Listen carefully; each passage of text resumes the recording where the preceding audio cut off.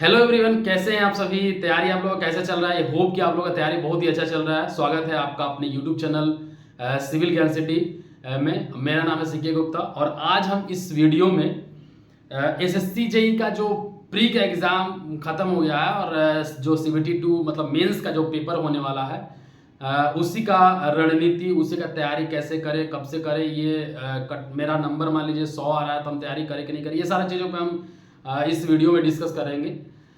सबसे पहले हम बता दें कि जो एसएससी जेई का जो प्री का एग्ज़ाम है 4 शिफ्ट में 5, 6 और 7 को हो चुका है।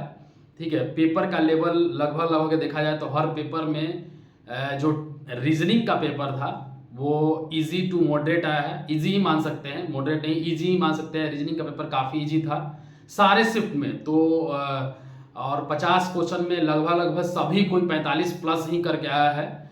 ठीक है, मैक्सिमम जो भी तैयारी कर रहे हैं, जो थोड़ा सा भी सीरियस है, जो भी कैंडिडेट एग्जाम दिए होंगे तो वो आपका 45 प्लस करके आए होंगे।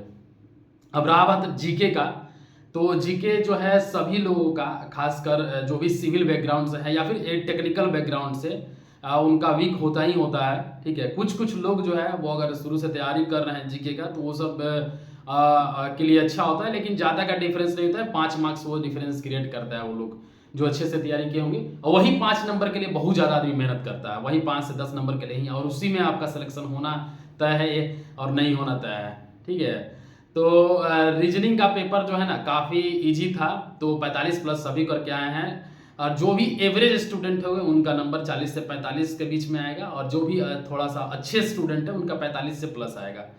और रहा बात जीके का, तो जीके में 50 क्वेश्चन में जो अच्छा कैंडिडेट होंगे, जो जीके की तैयारी अच्छे तरीका से करते हैं, वो उनका नंबर 25 आ सकता है, और जो एवरेज होंगे वो 15 से 20 के बीच में रहते हैं। ठीक है, और हम बात करें अगर टेक्निकल का, तो टेक्निकल पेपर जिनका भी स्ट्रांग होता है, जो पढ़ने वाले कैंडिडेट होते हैं, उनका 65 प्लस आएगा, 70 आएगा, और जो एवरेज होंगे उनका 60 से 65 आएगा, और बाकी जो और मतलब 55 से 60 भी आया हुआ किसी किसी का। ठीक है, लेकिन जो अच्छा स्टूडेंट है जो तैयारी करेंगे उनका 70 तक भी आता है। तो ये सारा तीनों पेपर को देख के ये लगता है कि मान लीजिए अगर हम मिनिमम मार्क्स अगर देखें तो किसी का अगर रीजनिंग में 42 नंबर आता है, किसी का अगर रीजनिंग में 42 नंबर आएगा, जो भी एवरेज स्टूडेंट होगा, और अगर उसका जीके में 15 नंबर, 15 हम ज़्यादा ले लिए, चलिए 15 ले लेते हैं। ठीक है, 15 नंबर, और आपका अगर टेक्निकल में 60 नंबर आता है, टेक्निकल में अगर आप 60 नंबर आया तो ये सारा मार्क्स को अगर आप जोड़ते हैं 117 नंबर होता है। ये अगर सारा मार्क्स को अगर ये कंडीशन तब अराइज होगा जब आप अच्छे तरीके से एग्जाम अटेम्प्ट किए हैं, और अगर आपका नंबर जो है उसी के अकॉर्डिंग आ रहा है, मतलब अच्छे से अटेम्प्ट किए, जाके एग्जाम में अच्छा प्रिपेयर अच्छा किया, अच्छा अटेम्प्ट किया है, तो आपका 117 नंबर तक आ सकता है नॉर्मल तरीका से। पहले रीजनिंग टफ आता था, थोड़ा सा टफ आता था, टफ नहीं आता था, मॉडरेट टाइप का आता था, तो उस समय हम 40 भी कंसिडर करते हैं, 2 नंबर इधर कर जाते थे। और जीके भी थोड़ा सा पहले के कंपेयर में थोड़ा सा आसान आया है, मतलब ज़्यादा आसान नहीं आया है। जीके आसान रहे या भारी रहे, सबके लिए वही रहता है हमेशा की तरह। ठीक है, तो अगर यहाँ पे देखा जाए तो 117 नंबर जो है वो एवरेज स्टूडेंट, जो अच्छा स्टूडेंट है, एवरेज नहीं बोल सकते, जो अच्छा स्टूडेंट है उसका आ रहा है। तो कट ऑफ जो है ना इस बार, और वैकेंसी भी थोड़ा सा कम है, तो पिछला बार 108 गया था 2023 में कट ऑफ। ठीक है, 2023 में सर इसके पहले अगर देखा जाए तो 2022 में 110 कट ऑफ गया था, अप्रोक्स बोल रहे हैं, पॉइंट वाला वर्ड छोड़ के। इसके बाद एक 2022 में 110 हो गया, 2020 में 120 कट ऑफ गया था, 2019 में 123 कट ऑफ गया था, 2023 में चूंकि वैकेंसी बहुत कम था इसलिए 127 कट ऑफ चला गया था, और 2017 में 117 गया था। ठीक है, तो ये सारा चीज, पिछला बार वैकेंसी ज्यादा था और क्वेश्चन भी थोड़ा टफ था, इसलिए कट ऑफ जो है वो कम 108 गया था। लेकिन इस बार वैकेंसी कम है, पेपर थोड़ा इजी है, तो 115 जाने का चांस है।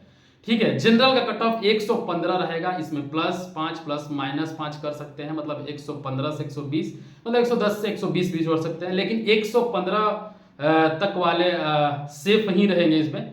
ठीक है, देखिए अभी हम बोले कि ये ऑफिशियल कट ऑफ नहीं है, यह अनुमानित कट ऑफ है। पिछला बार के ट्रेंड के हिसाब से, इस बार के एग्जाम पेपर के हिसाब से, सारे शिफ्ट को मिला के हिसाब से बोल रहे हैं। ठीक है, तो और बाकी कुछ कुछ शिफ्ट में, एक शिफ्ट में जो 6 का जो मॉर्निंग शिफ्ट कहा जा रहा है कि थोड़ा सा टेक्निकल पेपर हल्का टफ था, तो उसमें हो सकता है 2-3 नंबर का आपको फायदा मिल जाए। बाकी आपको इतना भी ज़्यादा फायदा नहीं मिलेगा, तो 2-3 मार्क्स अगर आपका आ रहा है, चाहे 5 मार्क्स मैक्सिमम कर सकते हैं, उसमें आप जोड़ सकते हैं।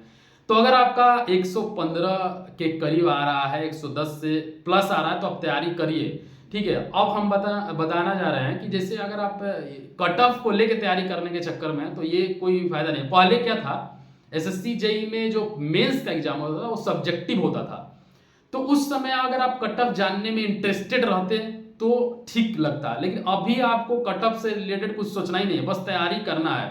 जितना दिन में देखिए आंसर की अगर आ जाता है तो वो ज़्यादा क्लियर होगा कि कितना कट ऑफ कितना जाएगा, क्योंकि जो रैंक प्रेडिक्टर वगैरह ये सबसे आपका पता चल जाएगा कि कट ऑफ कितना जाएगा। लेकिन अब जब तक आंसर की नहीं आता तब तक आपको तैयारी करते रहना है। अगर आपका 110 प्लस 100 प्लस है फिर भी तैयारी करिए, लेकिन देखिए 115 से कट ऑफ 115 जनरल का जाने वाला है, 115 प्लस ही रहेगा, ठीक है। तो ये जनरल का है, ओबीसी अपने हिसाब से आप 2-3 नंबर ओबीसी का घटा लीजिए, फिर इसके बाद एससी का काफ़ी डिफरेंस रहता है, तो कैटेगरी वाइज आप देख लीजिएगा। देखिए कट ऑफ कोई बहुत बड़ा इशू नहीं है, कट ऑफ को लेके तब हम लोग ज़्यादा चिंतित रहते थे जब हम लोग का जो मेंस का एग्जाम था वो सब्जेक्टिव होता था, क्योंकि उसमें अलग से तैयारी करना पड़ता, अलग से क्वेश्चन प्रैक्टिस करना पड़ता। लेकिन ये एग्जाम में आपको वो ऐसा नहीं है कि हाँ हम इसका तैयारी करेंगे तो बाकी सब का तैयारी नहीं कर सकते हैं, ये सब एक ही टाइप का तैयारी है। अगर आप सिविल का तैयारी करते हैं तो आपको हर एग्जाम में जो भी सिविल आ रहा है उसमें आपको फायदा ही होगा, ठीक है।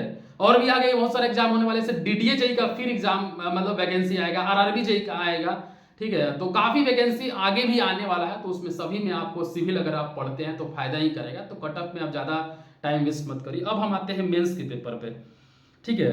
अब हम आते हैं मेंस के पेपर में। तो मेंस में पहले 2023 में अगर कट ऑफ देखा जाए तो प्री और मेंस मिला के जो सीपीडब्ल्यूडी का जो कट ऑफ था वो 346 कट ऑफ था, 346 कट ऑफ था सीपीडब्ल्यूडी का, और बीआरओ का 325 कट ऑफ था, ठीक है। मतलब 20 मार्क्स का डिफरेंस था, ठीक है। इसके लिए क्या है कि अगर आप 108 नंबर कट ऑफ पिछला बार लाए थे तो आपको कम से कम मेंस में 240 लाते तब जाके आपको सीपीडब्ल्यूडी मिलता, 220 लाते तब जाके आपको बीआरओ मिलता, ठीक है। मतलब 240 लाते सीपीडब्ल्यू, अगर कट ऑफ पे जस्ट रहते तो मतलब 100 में आपको 80 क्वेश्चन सही करना पड़ेगा, 8 तरीके 24, ठीक है। मतलब एक क्वेश्चन का 3 मार्क्स। देखिए सीबीटी पेपर 2 जो होता है वो 300 नंबर का क्वेश्चन होता है, जिसमें कि 100 मार्क्स 300 नंबर रहता है, 300 मार्क्स का क्वेश्चन रहता है और 100 क्वेश्चन रहता है। एक क्वेश्चन 3-3 मार्क्स का होता है, 1/3 नेगेटिव मतलब -1/3 हो जाएगा आपका। ये पेपर रहेगा 2 घंटा का, इसमें कैलकुलेटर भी अलाउड रहेगा, समझ सकते हैं, ठीक है। पिछला बार कैलकुलेटर अलाउड कर देते तो बहुत लोग ज्यादातर न्यूमेरिकल करके गए थे, लेकिन ऐसा कुछ नहीं है। क्वेश्चन का जो लेवल रहता है मॉडरेट टू टफ रहता है, इजी नहीं रहेगा, मॉडरेट रहेगा। और उसमें न्यूमेरिकल पिछला बार जो है वो उतना ज़्यादा नहीं दिया था न्यूमेरिकल, लगभग आपका 15 क्वेश्चन ही न्यूमेरिकल दिया था, ठीक है। लेकिन इसमें जो पिछला बार का जो पेपर था उसके एनालिसिस के अनुसार से क्वेश्चन का जो टाइप था उसमें एसर्शन रीजन ज़्यादा दिया था, ठीक है। Assertion reason, statement based question, match the जो फॉलोइंग वाला, मैच द कॉलम वाला जो क्वेश्चन रहता है वो दिया था, न्यूमेरिकल दिया था, ट्रू और फॉल्स का क्वेश्चन था, स्टेटमेंट बेस्ड था, ठीक है। और एक जैसे नहीं तो थ्योरी दिया रहता है कि जो आपका तरजीही थ्योरी का जो एजम्पशन हो गया, मान लीजिए 4 ऑप्शन दे दिया, उसमें कौन कौन सा स्टेटमेंट सही है, तो इस तरह का क्वेश्चन है। तो आपको थोड़ा सा यहाँ पे डीप में जाने की जरूरत पड़ेगा, ठीक है। तो इसके लिए आपको हम पहले बता रहे थे मार्क्स का डिस्ट्रीब्यूशन की। पिछला बार जो एग्जाम हुआ था उसमें प्री में अगर आप 108 लाते और मेंस में अगर आप 240 लाते, 300 में 240 मतलब 100 में 80 क्वेश्चन, तब जाके आपको सीपीडब्ल्यूडी मिलता।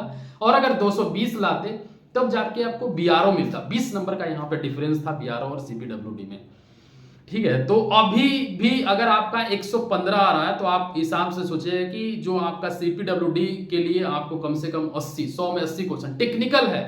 लोग 2 साल से 3 साल से 4 साल से 5 साल से 6 साल से तैयारी कर रहा है टेक्निकल का, तो सीपीडब्ल्यूडी के लिए काफी टफ होगा, बीआरओ के लिए इजी होगा। क्योंकि जो बीआरओ में भी सिलेक्ट हो जाते हैं, जो कहीं सिलेक्ट हो गए हैं दूसरा जेई में, वो भी सीपीडब्ल्यूडी के लिए ट्राई करते हैं और उनका टेक्निकल अच्छा होता है, वो 100 में 80 तक ला देते हैं, ठीक है, क्योंकि वो शुरू से टेक्निकल ही पढ़ते रहते हैं। तो हम क्या बोलने वाले थे कि क्वेश्चन किस टाइप का सीबीटी 2 में होने वाला है, ठीक है। सीबीटी 2 में आपको टाइम का दिक्कत नहीं होगा, 100 क्वेश्चन में आपको 2 घंटा दे रहा है, तो टाइम का आपको टेक्निकल में एकदम दिक्कत नहीं है।